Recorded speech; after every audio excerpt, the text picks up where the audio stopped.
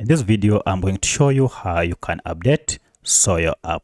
By updating Soyo app, you'll be able to get the latest features that comes with this app. You'll also be able to fix any errors or any issues related to your app.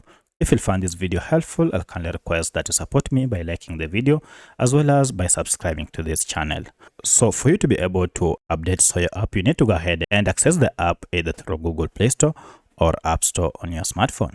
For my case, I'm on Android, and therefore I'll go ahead and search for the app through Google Play Store. And here's my Play Store. I've just searched and Soyo app is here. So if you tap on it, you can see we have an update that is available. This means I've been using an outdated version of this Soyo Meet and Chat Party app. Now to update and get the latest features that comes with this app, go ahead and tap on update, and this will go ahead and download the latest version of Soyo app and then install it on your smartphone.